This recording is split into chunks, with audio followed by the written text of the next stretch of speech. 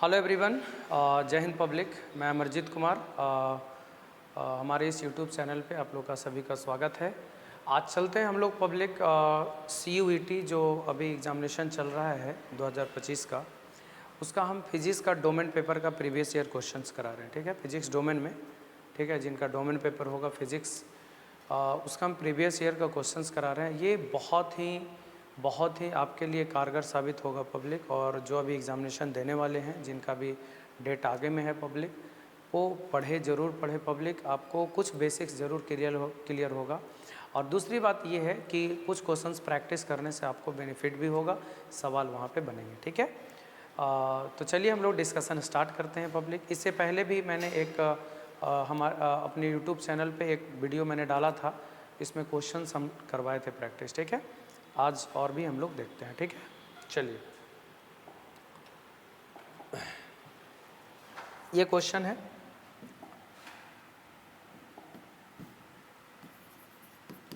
देखिए क्वेश्चन क्या बोल रहा है कि स्क्वायर लूप है, और स्क्वायर लूप का बेसिकली ये क्वेश्चन मैग्नेट का है, मूविंग चार्जेस एंड मैग्नेटिज्म का। और देखिए पब्लिक, आपको हम फिर से रिपीट कर रहे हैं कि जो डोमेन पेपर में आपका फिजिक्स का जो क्वेश्चन है वो पूरे 12th के सिलेबस से ही रहेगा। पूरा 12th आपने जो पढ़ा है, 14 चैप्टर्स 15 चैप्टर्स जो भी है कम्युनिकेशन लगा के, तो उसी से सवाल रहेगा। ठीक है, कोई अलग नहीं, उसी से सवाल रहेगा। ठीक है, आप इसको अच्छे से पढ़ें, सब क्लियर हो जाएगा बिल्कुल। ठीक है, तो जो अभी बोर्ड का एग्जामिनेशन दिए हैं पब्लिक, तो उनको बिल्कुल क्लियर होगा। फिजिक्स आपने पढ़ा होगा और वो उसी से सवाल है, कोई अलग नहीं है, NCERT लेवल का ही सवाल रहता है। क्वेश्चन ये है कि स्क्वायर लूप है विथ साइड 1 सेंटीमीटर ईच, मतलब एक स्क्वायर लूप है, ये स्क्वायर लूप है, इसका साइड लेंथ दिया हुआ है 1 सेंटीमीटर ईच, मतलब चारों साइड का length 1 centimetre. Carrying a current of 10 ampere, मतलब इसमें करंट फ्लो कर रहा है 10 एम्पियर का। साइड लेंथ दिया हुआ है 1 सेंटीमीटर, मीटर में रखेंगे तो 0.01 मीटर हो जाएगा, सेंटीमीटर है तो मीटर में कन्वर्ट कर लिए। इस स्क्वायर लूप को पब्लिक हम लोग मैग्नेटिक फील्ड में रखते हैं। मैग्नेटिक फील्ड दिया हुआ 0.2 tesla. The direction of magnetic is parallel to the plane of the loop. देखिए ये प्लेन ऑफ द लूप ऐसे है, ऐसे के पैरेलल मैग्नेटिक फील्ड है, मतलब लूप भी ऐसे रखा हुआ है और ऐसे ऐसे मैग्नेटिक फील्ड भी है इस डायरेक्शन में। तो इधर मैग्नेटिक फील्ड है, स्क्वायर लूप है, तो स्क्वायर लूप का एरिया वेक्टर आगे होगा ऐसे, एरिया वेक्टर इधर होगा, हमेशा सरफेस के परपेंडिकुलर होता है, तो एरिया वेक्टर लूप का इधर और मैग्नेटिक फील्ड इधर। तो एरिया और मैग्नेटिक फील्ड के बीच का एंगल कितना डिग्री होगा? 90 डिग्री। ठीक है ना। और क्वेश्चन ये बोल रहा है कि the torque experienced by the loop is, मतलब इस लूप पर टॉर्क क्या रहेगा। देखिए ये इसका कॉन्सेप्ट क्या है, की कॉन्सेप्ट क्या है इसका, कि अगर कोई करंट कैरिंग कॉइल को, कोई कॉइल है, सर्कुलर हो सकता है, स्क्वायर शेप में हो सकता है, रेक्टेंगुलर शेप में हो सकता है, अगर किसी करंट कैरिंग कॉइल को हम लोग मैग्नेटिक फील्ड में रख देंगे तो कॉइल पर टॉर्क लगेगा, मतलब ये रोटेट करेगा। और जो टॉर्क लगता है कॉइल पर, करंट कैरिंग कॉइल पर टॉर्क, वो लगता है IAB साइन थीटा के बराबर। वेर आई हो गया करंट, ए हो गया एरिया, इसको आप बोल सकते हैं, है ना, magnetic movement. Current carrying coil का मैग्नेटिक मूवमेंट होगा IA, current into area, movement इसको बोलते हैं मैग्नेटिक मूवमेंट। तो I into a magnetic movement B sine theta. चलिए पब्लिक, अगर हम नंबर ऑफ टर्न्स n रहता तो n से मल्टीप्लाई करते, तो कुछ नहीं, I दिया हुआ है 10, एरिया स्क्वायर का एरिया हो जाएगा साइड का स्क्वायर, तो साइड है 0.01, उसका स्क्वायर कर लेंगे। B का मतलब हो गया मैग्नेटिक फील्ड, और मैग्नेटिक फील्ड 0.2 और इंटू साइन थीटा, थीटा का वैल्यू कितना डिग्री? 90 डिग्री। क्यों? क्योंकि जो थीटा लेते हैं पब्लिक एरिया और मैग्नेटिक फील्ड के बीच का लेते हैं, तो एरिया तो इस डायरेक्शन में है ना, और मैग्नेटिक फील्ड उधर है, तो दोनों परपेंडिकुलर होगा तो थीटा 90। आप इसको सॉल्व करेंगे, सॉल्व करने के बाद जो आएगा वही आपका आंसर। तो 10 इंटू और 0.01 मल्टीप्लाइड बाई 0.01 मल्टीप्लाइड बाई 0.2, तो पब्लिक आप इसको मल्टीप्लाई करेंगे और 10 के पावर कितना हो जाएगा? 2 यहाँ 4, 4 और 1 5, -5। ठीक है, तो आ जाएगा 2 into 10 to the power -5, 10 to the power 1 -4, इतना न्यूटन मीटर या जूल आप बोल सकते हैं, जूल। टॉर्क का ऐसा यूनिट होता है न्यूटन मीटर या joule, 2 × 10⁻⁴ newton metre. This is formula for torque. इसका कॉन्सेप्ट ये फार्मूला है, मतलब ये चीज़ कि कोई भी करंट कैरिंग कॉइल को अगर आपने मैग्नेटिक फील्ड में रखा then it will experience torque, मतलब इस पे टॉर्क लगेगा, मतलब ये कॉइल रोटेट करेगा और टॉर्क लगेगा, तो उसका फार्मूला होता है IAB sin theta. Number of turns n रहता है तो n से मल्टीप्लाई भी करते हैं। ये बहुत अच्छा क्वेश्चन है, ठीक है। नेक्स्ट क्वेश्चन हम लोग देखते हैं। एक ऐसी सर्किट है, the current leads the voltage by π/2। कहता है कि किस सर्किट में करंट जो है वोल्टेज से π/2 लीड करेगा। देखिए आपको अगर डायग्राम याद होगा LCR का अगर आपको डायग्राम होगा, L मतलब इंडक्टर, C मतलब कैपेसिटर और R मतलब रेसिस्टर। देखिए पब्लिक अगर आपको फेजर डायग्राम याद होगा सीरीज LCR का, पढ़े होंगे 12th क्लास में, तो करंट इस डायरेक्शन में है तो VR मतलब वोल्टेज अक्रॉस रेसिस्टर इसी डायरेक्शन में होगा। जिस डायरेक्शन में करंट होगा उसी डायरेक्शन में VR होगा, है ना। नीचे में VC होगा, VC मतलब वोल्टेज अक्रॉस कैपेसिटर, और ऊपर में होगा वोल्टेज अक्रॉस इंडक्टर। आप देख सकते हैं ये हो जाएगा O, है ना, O हो गया। VR मतलब voltage across resistor, voltage across capacitor, और ये voltage across inductor. Voltage across resistor, voltage across capacitor और वोल्टेज अक्रॉस इंडक्टर, मतलब रेसिस्टर का वोल्टेज, कैपेसिटर का वोल्टेज और इंडक्टर का voltage. Voltage across resistor, voltage across inductor और वोल्टेज अक्रॉस कैपेसिटर, ठीक है। अब आप देखिए कि करंट और वोल्टेज अक्रॉस रेसिस्टर दोनों सेम डायरेक्शन में है, मतलब इसका फेज और इसका फेज सेम होगा, मतलब जितना एंगल ये उसका एंगल उतना ही एंगल उसका होगा। लेकिन आप देख लीजिए वोल्टेज अक्रॉस कैपेसिटर करंट से पीछे है, मतलब करंट इससे आगे है। कितना से आगे है? π/2 फेज से आगे है। तो कैपेसिटर वाला वोल्टेज से करंट आगे होगा। देखिए क्या लिखा है, करंट लीड्स, लीड माने आगे होना, द वोल्टेज बाय π/2, मतलब वोल्टेज से π/2 आगे है। तो कौन है करंट? π/2। किस में? प्योरली कैपेसिटी में। जबकि इंडक्टर में करंट मतलब लैग करेगा, वोल्टेज से लैग करेगा, इंडक्टर वाला में लैग मतलब पीछे होना। तो इन प्योरली रेसिस्टिव एसी सर्किट, इन प्योरली कैपेसिटिव एसी सर्किट, ये दोनों फेज में है। इसमें करंट आगे है π/2 फेज से, इसमें करंट पीछे है π/2 फेज से, प्योरली इंडक्टिव में। Purely capacitive AC circuit, current Leeds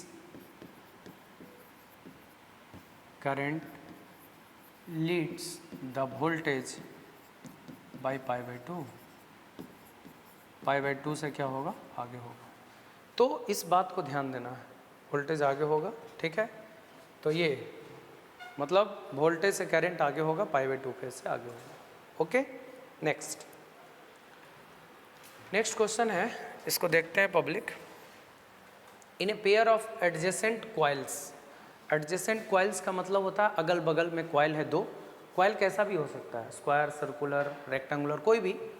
for a change of current in one of the coil from 0 to 10 ampere, मतलब change in current delta I. एक क्वाइल में, मतलब दो क्वाइल है, एक क्वाइल और दूसरा क्वाइल, एक क्वाइल में करंट चेंज हो रहा है 0 से 10 एम्पियर। तो कितना चेंज हुआ? 0 से 10, मतलब चेंज हुआ 10, 10 - 0 10 हो जाएगा। कितना सेकंड में चेंज हो रहा है? 0.25 सेकंड में। देखिए बेसिकली म्यूचुअल इंडक्टेंस का जो कॉन्सेप्ट है वो ये है कि अगर एक कॉइल में करंट को चेंज कराएंगे तो दूसरा कॉइल में करंट इंड्यूस्ड होगा, ईएमएफ इंड्यूस्ड होगा। मैं फिर से रिपीट कर रहा हूँ, एक कॉइल में अगर करंट चेंज होगा तो दूसरे कॉइल में करंट इंड्यूस्ड होगा, ईएमएफ इंड्यूस्ड होगा। तो क्वेश्चन ये है कि अगर मैग्नेटिक फ्लक्स जो चेंज करता है, the magnetic flux in the adjacent coil changes by 15 weber, मतलब 15 वेबर मतलब मैग्नेटिक फ्लक्स का यूनिट हुआ, इतना चेंज होता है। तो कहता है म्यूचुअल इंडक्टेंस क्या है। देखिए पब्लिक, बेसिकली म्यूचुअल इंडक्टेंस क्या होता है, फाई बराबर एम इंटू आई, मतलब डेल्टा फाई बराबर एम इंटू डेल्टा आई। मतलब कहने का मतलब कि change in flux in secondary coil is directly proportional to current in primary coil. जो फ्लक्स प्रोड्यूस होगा सेकेंडरी कॉइल में, वो करंट इन प्राइमरी कॉइल में जो चेंज होगा उसके डायरेक्टली प्रोपोर्शनल। जितना ज़्यादा इसमें चेंज होगा उतना ही ज़्यादा उससे फ्लक्स चेंज होगा, और फ्लक्स चेंज होगा तो उसमें करंट आएगा। ये इलेक्ट्रोमैग्नेटिक इंडक्शन का ही तो कॉन्सेप्ट है कि किसी भी कॉइल में है ना, करंट तभी इंड्यूस्ड होगा, किसी भी कॉइल में करंट तभी इंड्यूस्ड होगा जब उससे जुड़ा हुआ फ्लक्स चेंज होगा, है ना। तो इसमें फ्लक्स चेंज होगा तभी इसमें करंट आएगा। तो फ्लक्स चेंज कैसे होगा? इसमें करंट चेंज होने की वजह से। तो जो फ्लक्स चेंज होगा सेकेंडरी कॉइल में, प्राइमरी कॉइल में करंट चेंज के डायरेक्टली प्रोपोर्शनल। और जब इसको हटाते हैं तो कांस्टेंट के रूप में आता है M. M is called mutual inductance. तो आप एम को बोल सकते हैं delta five by delta I, delta five by delta I. और डेल्टा फाइव को हम क्या बोलेंगे? 15 वेबर। और डेल्टा आई को बोलेंगे 10, यानी कि 1.5। और हेनरी, इसका मैग्नेटिक म्यूचुअल इंडक्टेंस का ऐसा यूनिट होता है हेनरी, तो आप बोल सकते हैं 1.5 हेनरी। हेनरी सेल्फ इंडक्टेंस और म्यूचुअल इंडक्टेंस, ये दोनों का यूनिट हेनरी ही होता है। सेल्फ इंडक्टेंस में एक ही कॉइल होता था, उस कॉइल में करंट को चेंज करा करके उसमें ईएमएफ आता था, उसको बैक ईएमएफ कहते थे। और इसमें दो कॉइल है कि एक कॉइल में करंट को चेंज कराएंगे तो दूसरा कॉइल में करंट इंड्यूस्ड होगा, ठीक है। ये चीज़ को थोड़ा ध्यान रखना पब्लिक, ठीक है। बहुत आसान क्वेश्चन। ये इलेक्ट्रोमैग्नेटिक इंडक्शन का फिर से क्वेश्चन जो लेंज लॉ पर सवाल है पब्लिक, देख लीजिए, बहुत इंपॉर्टेंट है लेंज लॉ। एनसीईआरटी में ये क्वेश्चन आपको मिलेगा, ठीक है। क्वेश्चन ये है कि एक वायर है इरेगुलर शेप में, नाम देख लीजिए ABCD ऐसे करके कुछ है, तार का नाम इरेगुलर शेप में है, शेप ए में, और सर्कुलर लूप है सेकेंड वाला में, ठीक है ना। In different uniform magnetic field में रखा हुआ है। ये मैग्नेटिक फील्ड क्रॉस मीन्स अंदर, देखिए इसका मैग्नेटिक फील्ड आपको दिख रहा होगा, क्रॉस, क्रॉस मीन्स होता है मैग्नेटिक फील्ड अंदर, इसका डॉट मतलब मैग्नेटिक फील्ड बाहर, ठीक है ना। तो क्वेश्चन ये कह रहा है कि the wire in figure A is turning into a circular loop and that in magnetic in the figure B into a narrow straight wire, the direction of induced current will be। मतलब कहने का मतलब इसको बड़ा करके हम लोग circular loop बना रहे हैं और इसको पतला तार बना रहे हैं दबा करके, इसको बड़ा करके इसको छोटा कर, ठीक है। तो क्वेश्चन बोल रहा है कि करंट किधर आएगा। तो देखिए पब्लिक, बेसिकली क्या होता है ना कि लूप से फ्लक्स चेंज करेगा तो उसमें करंट आएगा। अब करंट का डायरेक्शन निकालने के लिए we will have to use Lenz law, हम लोग को लेंज लॉ यूज करना पड़ेगा। और लेंज लॉ कहता है कि जिस कारण से उसमें करंट आ रहा है उस कारण का अपोज करेगा। ध्यान दीजिएगा, लेंज लॉ बहुत इंपॉर्टेंट है। लेंज लॉ का यूज, जैसे ये बढ़ रहा है तो भैया जब लूप पहले छोटा था बड़ा होगा तो एरिया तो बढ़ेगा। फ्लक्स का फॉर्मूला होता है BS cos थीटा। अब जरा गौर से सुनिए, जब लूप का एरिया बढ़ेगा, ये वाला एरिया बढ़ेगा तो फ्लक्स भी बढ़ेगा। फ्लक्स बढ़ रहा है मतलब चेंज हो रहा है, घटे या बढ़े चेंज हो रहा है, तो फ्लक्स बढ़ रहा है। तो मैं आपको बता दूं ये जो लूप है ना बढ़ने का अपोज करेगा, बढ़ने नहीं देगा। देखिए इसका एरिया धीरे धीरे बढ़ा रहा है, तो ये जो कॉइल है लूप है ये कहेगा कि नहीं हम फिर बढ़ने ही नहीं देंगे फ्लक्स, मतलब ये फ्लक्स घटाने का काम करेगा। तो घटाने के लिए क्या करेगा ये कि मैग्नेटिक फील्ड को ही घटा देगा, फील्ड को ही घटा देगा। तो ओरिजिनल मैग्नेटिक फील्ड देख लीजिए, क्रॉस मीन्स होता है अंदर, तो मैग्नेटिक फील्ड को घटाने के लिए ये जो कॉइल है इसके अपोजिट डायरेक्शन में मैग्नेटिक फील्ड इंड्यूस करेगा ताकि घटे। मतलब ओरिजिनल मैग्नेटिक फील्ड अंदर है तो इसको घटाने के लिए पब्लिक ये जो कॉइल है बाहर की तरफ मैग्नेटिक फील्ड इंड्यूस करेगा। बाहर का मतलब होता है बाहर मैग्नेटिक फील्ड कब आएगा, कॉइल है इसमें बाहर की तरफ मैग्नेटिक फील्ड कब आएगा, करंट का डायरेक्शन एंटी क्लॉकवाइज लेंगे था ना, मैग्नेटिक फील्ड बाहर आएगा। तो मैग्नेटिक फील्ड बाहर तभी आएगा जब करंट एंटी क्लॉकवाइज में होगा। मतलब इसमें करंट ऑटोमेटिक जैसे जैसे बड़ा कीजिएगा तब करंट एंटी क्लॉकवाइज में आना शुरू हो जाएगा। बात समझिए, हम फिर से रिपीट कर रहे हैं, सुनिएगा। करंट का डायरेक्शन अगर आपको बतलाना है तो लेंज लॉ लगाना होगा। लेंज लॉ कहता है जिस कारण से इसमें जो करंट आ रहा है उस कारण का अपोज करेगा। फ्लक्स के बढ़ने से भी करंट आ सकता है, घटने से भी आ सकता है। अगर फ्लक्स के घटने से आया है तो घटने नहीं देगा, मतलब वो बढ़ावेगा, और फ्लक्स के बढ़ने से करंट आएगा तो बढ़ने नहीं देगा, घटाएगा। तो आप देखिए इसका एरिया धीरे धीरे बढ़ रहा है, क्वेश्चन बोल रहा है तो एरिया बढ़ेगा तो भैया फ्लक्स भी बढ़ेगा। तो फ्लक्स बढ़ेगा तो ये लूप बढ़ने नहीं देगा, मतलब घटाएगा। तो ओरिजिनल मैग्नेटिक फील्ड है इधर अंदर, अब इसको घटाने के लिए ये बाहर की तरफ इंड्यूस करेगा, बाहर मतलब एंटी क्लॉकवाइज। तो करंट का डायरेक्शन इसमें एंटी क्लॉकवाइज होगा, इसका आंसर होगा एंटी क्लॉकवाइज। करंट का डायरेक्शन एंटी क्लॉकवाइज, आप उसको समझिए।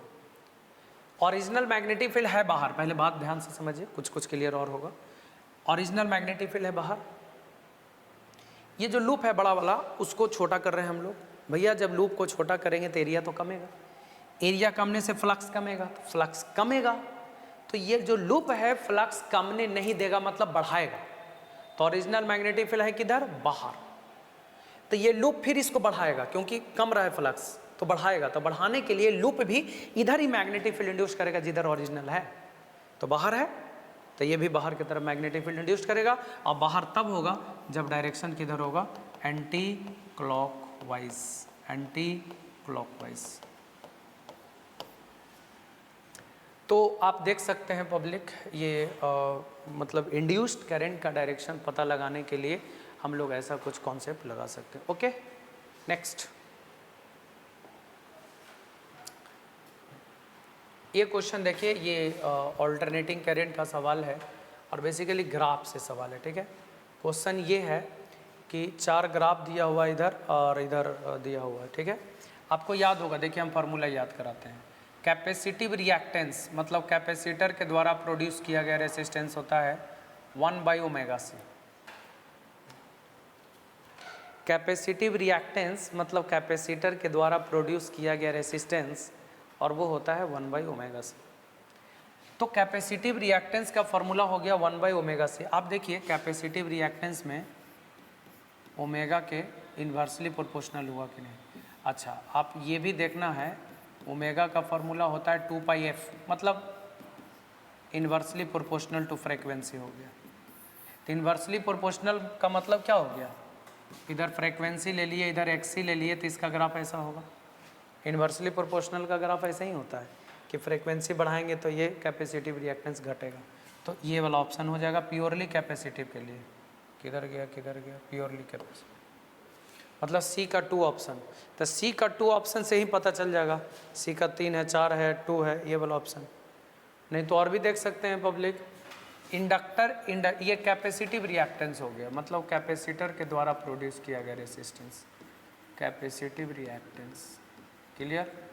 और ये हो जाएगा इंडक्टिव रिएक्टेंस, इसको हम लोग बोलेंगे इंडक्टिव रिएक्टेंस, मतलब इंडक्टर के द्वारा प्रोड्यूस किया गया रेसिस्टेंस। और एक्सएल बराबर ओमेगा एल, और ओमेगा का फॉर्मूला 2πf होता है, तो 2πfl हो जाएगा। तो 2πfl मतलब एफ के डायरेक्टली प्रोपोर्शनल, और डायरेक्टली प्रोपोर्शनल का ग्राफ होता है कि फ्रीक्वेंसी बढ़ाएंगे तो ये वाला भी क्या होगा, बढ़ेगा, straight line. Option number B, तो ये हो जाएगा इंडक्टिव रिएक्टेंस का, यानी बी का 3। तो बी का 3 इसमें है, और किसी में है, और किसी में है ही नहीं, तो 2 से भी पता चल जाएगा। ये प्योरली रेसिस्टिव का ग्राफ हो गया और ये इम्पीडेंस हो गया। इम्पीडेंस मतलब total resistance in series LCR AC circuit. ठीक है, तो ये आपको 2 से भी पता चल जाएगा, आप डायरेक्ट बना सकते, 1 से भी पता चल जा रहा है। ठीक है, तो ये क्वेश्चन है, ध्यान रखिएगा। नेक्स्ट क्वेश्चन है पब्लिक, देख लेना है कि एक इलेक्ट्रोमैग्नेटिक वेव है। ठीक है, पता नहीं आपको दिख रहा है कि नहीं, लेकिन थोड़ा सा हम बड़ा करते हैं इसको। देखिए, एक इलेक्ट्रोमैग्नेटिक वेव है, तो the ratio of energy densities of electric and magnetic field is, electromagnetic wave, पता है इलेक्ट्रोमैग्नेटिक वेव मतलब उसका स्पीड जो होता है लाइट के स्पीड के बराबर होता है। और आप सबको पता होगा इलेक्ट्रोमैग्नेटिक वेव का स्पीड होता है इतना, 1/√ε0 × μ0। कोई भी इलेक्ट्रोमैग्नेटिक वेव, नाम है radio wave, microwave, infrared, visible, है ना, ये सब जो है X-ray, ultraviolet X-ray, gamma ray, this all are the electromagnetic wave. ये स्पीड है इलेक्ट्रोमैग्नेटिक वेव का, स्पीड का फॉर्मूला है। तो कहता है इलेक्ट्रिकल एनर्जी डेंसिटी और मैग्नेटिक एनर्जी डेंसिटी। देखिए UE मतलब इलेक्ट्रिकल एनर्जी डेंसिटी और मैग्नेटिक एनर्जी डेंसिटी। तो फार्मूला आपको पता होगा, इलेक्ट्रिकल एनर्जी डेंसिटी का फार्मूला होता है 12ε0 × E², और मैग्नेटिक एनर्जी का डेंसिटी होता है B² / 2μ0 के बराबर। ये फार्मूला होता है, इसको आप ध्यान रखना पड़ेगा। इलेक्ट्रिकल एनर्जी डेंसिटी 12ε0 × E², और मैग्नेटिक एनर्जी डेंसिटी है ना B² / 2μ0। आप ले सकते हैं E0 मतलब, है ना, एयर के लिए। आप पब्लिक देखिए यहाँ पे क्या लिखेंगे, हाफ रहने दीजिए, ε0 रहने दीजिए, ये ऊपर चला जाएगा, 2μ0 ऊपर चला जाएगा, सबसे ऊपर चला जाएगा, देख लीजिएगा, और नीचे में रह जाएगा B0 का स्क्वायर, ये कैंसिल, अच्छा ऊपर में ई नॉट रह जाएगा, ई नॉट का सी। तो यहाँ से epsilon not into mu naught हो जाएगा public, epsilon not into mu naught, और ई नॉट का स्क्वायर बटा बी नॉट का स्क्वायर। और आप लोग जानते होंगे epsilon not into mu naught को यहाँ से क्या लिख सकते हैं, 1/c², रूट हटाएंगे तो स्क्वायर और उल्टा कर देना है, तो 1/c² लिखेंगे ना। देखिए इसको क्या करेंगे, दोनों तरफ स्क्वायर करेंगे तो 1/एप्सिलॉन नॉट इंटू म्यू नॉट आ जाएगा। अब बेटा इसको यहाँ कर दीजिए, इसको यहाँ कर दीजिए, चाहे उल्टा कर सकते हैं आप, तो epsilon not into mu naught का वैल्यू हो जाएगा 1/c², तो इसका वैल्यू हो गया 1/c²। और इलेक्ट्रिक फील्ड बटा मैग्नेटिक फील्ड स्पीड होता है इलेक्ट्रोमैग्नेटिक वेव का, ई नॉट बाई वी नॉट बराबर सी होता है, तो ये सी हो गया स्पीड, तो सी का स्क्वायर कर देंगे हम लोग, एक ये पूरा कैंसिल हो जाएगा, तो 1/1, यानी जो रेशियो हो गया 1:1 के बराबर। ऐसे भी आपको बता दें इलेक्ट्रिकल एनर्जी डेंसिटी और मैग्नेटिक एनर्जी डेंसिटी दोनों डायमेंशनली सेम है, दोनों का डेफिनेशन भी वही है। इलेक्ट्रिकल एनर्जी डेंसिटी का मतलब होता है electrical energy per unit volume, magnetic energy density magnetic energy per unit volume. तो ये क्वेश्चन है, बहुत आसान क्वेश्चन, 1:1 के बराबर इसका रेशियो होगा, ध्यान रखना, ठीक है। नेक्स्ट क्वेश्चन की हम बात करें। नेक्स्ट क्वेश्चन है correct arrangement of electromagnetic spectrum in decreasing order of wavelength. तो वेवलेंथ के डिक्रीजिंग ऑर्डर में सजाना है, आपको नाम याद से रखना पड़ेगा, ठीक है, याद नहीं करेंगे तो नहीं होगा। पहला नाम रेडियो वेव, सबसे ज़्यादा वेवलेंथ, इसका वेवलेंथ रेडियो वेव हो गया। नाम याद कर लीजिए, माइक्रोवेव हो गया, इंफ्रा रेड हो गया, विजिबल हो गया, ठीक है, अल्ट्रा वायलेट हो गया, एक्स रे हो गया, गामा रेज हो गया, है ना, और 7 हो गया ना। हाँ, रेडियो वेव का जो वेवलेंथ होता है 0.1 मीटर से बड़ा होता है, 0.1 मीटर से बड़ा। उसके बाद में 0.1 मीटर से 1 मिलीमीटर तक होता है इसका माइक्रोवेव का वेवलेंथ, 1 मिलीमीटर से 700 नैनोमीटर, 1 मिलीमीटर से 700 नैनोमीटर इंफ्रारेड रेंज का वेवलेंथ होता है, ठीक है। ये 700 नैनोमीटर से 400 नैनोमीटर होता है, ठीक है, 400 नैनोमीटर से 1 नैनोमीटर होता है, ठीक है, 1 नैनोमीटर से 1 नैनोमीटर से 10 के पावर -3 नैनोमीटर होता है, और जिनका 10 के पावर -3 नैनोमीटर से छोटा हो वो गामा रे। तो सबसे ज़्यादा जो वेवलेंथ हुआ वो रेडियो वेव का हुआ, उसके बाद माइक्रो, उसके बाद इंफ्रारेड, उसके बाद विजिबल, फिर यूवी, फिर एक्सरे और गामा रे। देखिए वेवलेंथ सबसे ज़्यादा जरूर है लेकिन फ्रीक्वेंसी सबसे कम है, सबसे ज़्यादा यहाँ फ्रीक्वेंसी होगा, जिसका वेवलेंथ कम फ्रीक्वेंसी। आपको पता है ना फ्रीक्वेंसी का फार्मूला c/λ होता है, तो ये तो यूनिवर्सली है, वेवलेंथ ज़्यादा फ्रीक्वेंसी कम, वेवलेंथ कम फ्रीक्वेंसी ज़्यादा के बराबर, ठीक है। तो इसको ध्यान रखना। तो जो इस लाइन में सजाया हुआ है डिक्रीजिंग ऑर्डर ऑफ वेवलेंथ, तो आप देख लीजिए पब्लिक कौन किस में है। रेडियो के बाद एक्सरे के बाद इंफ्रारेड तो होगा नहीं, रेडियो के बाद एक्सरे फिर इंफ्रारेड तो होगा नहीं, ऐसे इंफ्रारेड माइक्रो नहीं, ये तो चढ़ गया ऊपर। रेडियो घटते हुए क्रम में लिखना है, सबसे ज़्यादा बड़ा वाला रेडियो, माइक्रो, इंफ्रारेड, ठीक तो है ये, रेडियो, माइक्रो, इंफ्रारेड, विजिबल और एक्सरे, ठीक तो है, घटते हुए क्रम में है। तो ये option number decreasing order of the wavelength के फॉर्म में, ठीक है। नेक्स्ट क्वेश्चन, इसको याद करना पड़ेगा आपको, एनसीईआरटी का ये डेटा है पब्लिक, आप इसको जरूर याद कर लेंगे। नेक्स्ट, अच्छा प्रोड्यूस कैसे होता है उससे सवाल है। रेडियो वेव प्रोड्यूस होता है एलसी ऑसिलेशन से, एलसी सर्किट से, जिसमें इंडक्टर और कैपेसिटर हो। माइक्रोवेव प्रोड्यूस करने के लिए स्पेशल ट्यूब आता है, क्लेस्ट्रॉन और मैग्नेट्रॉन। इंफ्रारेड हॉट बॉडी से प्रोड्यूस होता है। विजिबल रे प्रोड्यूस होता है जब इलेक्ट्रॉन मतलब हायर ऑर्बिट से लोअर ऑर्बिट में जंप करता है पब्लिक, तो उसमें एटॉमिक एक्साइटेशन से विजिबल रे प्रोड्यूस होता है। UV very hot body like sun. X ray जब हाईली इनर्जेटिक पार्टिकल अचानक से मेटल से टकराएगा तब एक्सरे प्रोड्यूस होता है। गामा रे है ना, न्यूक्लियर डिसइंटीग्रेशन से प्रोड्यूस होता है। तो ऐसा कुछ है। माइक्रोवेव कहाँ प्रोड्यूस होगा, तो मैग्नेट्रॉन बताया अभी। इंफ्रारेड प्रोड्यूस होता है कैसे, हॉट बॉडी से, हाँ, vibration of atom and molecule.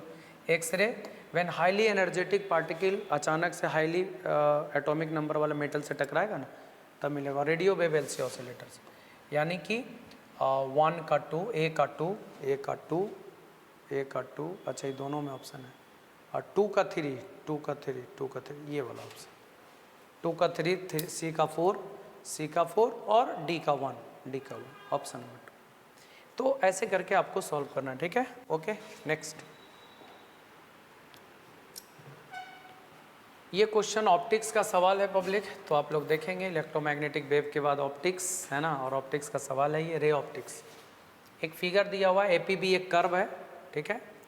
इसका रेडियस ऑफ कर्वेचर दे दिया 10 सेंटीमीटर, और चूँकि radius of curvature left side ही होगा, कर्व लेफ्ट साइड के तरफ ही है, तो रेडियस ऑफ कर्वेचर लेफ्ट होगा, है ना। इसको हम ओरिजिन माने हैं, उसके राइट पॉजिटिव, लेफ्ट निगेटिव, ऊपर पॉजिटिव, नीचे निगेटिव, तो radius of curvature left side है, तो -10 सेंटीमीटर होगा, ठीक है। ये जो है सेपरेट कर रहा है दो मीडियम को। पहला वाला मीडियम का रिफ्रैक्टिव इंडेक्स 1 होगा, क्योंकि इधर एयर है, एयर दिया हुआ है क्वेश्चन में, ठीक है ना। और एक ट्रांसपेरेंट मीडियम जिसका रिफ्रैक्टिव इंडेक्स है 4/3, ठीक है। तो μ2 आपका हो गया 4/3, ठीक है। A point object O is placed in air, एक ऑब्जेक्ट हवा में रखा हुआ है, इसका ऑब्जेक्ट डिस्टेंस दे दिया पब्लिक -20 सेंटीमीटर, तो कहता है इमेज कहाँ बनेगा। तो ये तो डायरेक्ट फार्मूला पर है। अगर कोई कर्व सरफेस से लाइट का रिफ्रैक्शन दिखलाना हो, तो उसके लिए हम लोग फार्मूला लगाते हैं रिफ्रैक्शन थ्रू कर्व सरफेस का, μ2/v माइनस μ1/u बराबर μ2 माइनस μ1/r। ये फार्मूला है refraction formula, μ2/v minus μ1/u is equal to μ2 minus μ1/r के बराबर। ओके, तो चलिए हम लोग वैल्यू पुट कर रहे हैं, μ2/v यानी 4/3, और v निकालना है। μ1 हो गया 1, और u के जगह पर -20, और μ2 माइनस μ1 यानी 4/3 -1, और r के जगह पर कितना हो जाएगा -10। अच्छा, 4/3 -1/-10, इसको सॉल्व करना है। देखिए 3v है, तो हो जाएगा 4/3v plus 1/20 is equal to 4/3 में से एक जाएगा तो 1 कितना हो जाएगा 3, और -1/30 हो जाएगा, ठीक है। तो उसको उधर लेके जाएंगे, 4/3v is equal to -1/30 -1/20, LCM लेना है।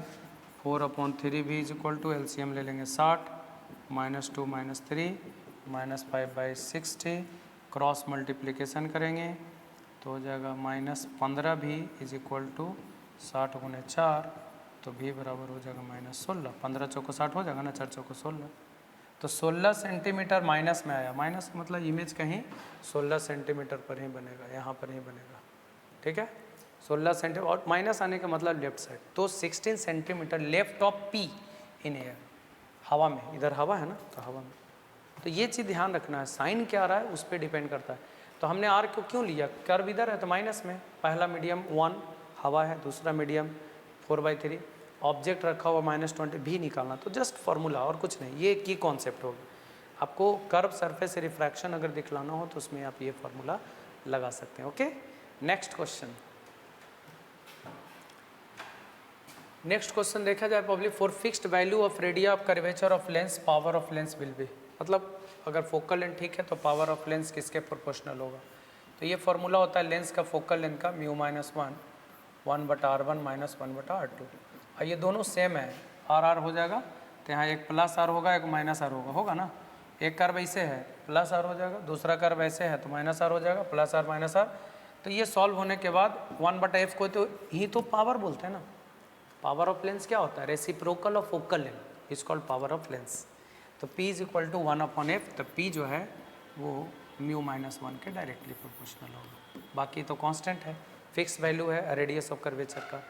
तो ये क्वेश्चन था पब्लिक, ये बहुत इंपॉर्टेंट है, और आप लोग इसको कंप्लीट करें, फिर अगले लेक्चर में आप लोग को बताएंगे, अगले वीडियोस में फिर पब्लिक CUET का और भी क्वेश्चंस। देखिए ये क्वेश्चंस करने का फ़ायदा क्या है, मैं आपको बता दूं, इससे आपका जो भी पब्लिक आपने पढ़ा होगा 12th क्लास में, वो सब के सब माइंड में आ जाएगा।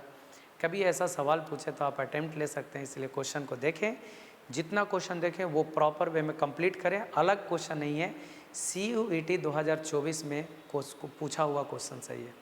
तो हम एक एक करके डिस्कस करा रहे हैं, बिल्कुल कॉन्सेप्ट के साथ आप देखेंगे, जो आपका एनसीईआरटी में है, एनसीईआरटी का जो कॉन्सेप्ट है वो मैं बता करके आप लोग को बता रहा हूँ, सिर्फ आंसर नहीं है पब्लिक। और इससे पहले भी मैंने एक वीडियो डाला है पब्लिक सीयूईटी का प्रीवियस ईयर का क्वेश्चन, उसको एक बार ज़रूर देखें, ठीक है। Okay, thank you. अच्छा लगे तो शेयर ज़रूर कीजिएगा और जो नए हैं वो सब्सक्राइब ज़रूर करिएगा। Okay, thank you, thanks for watching.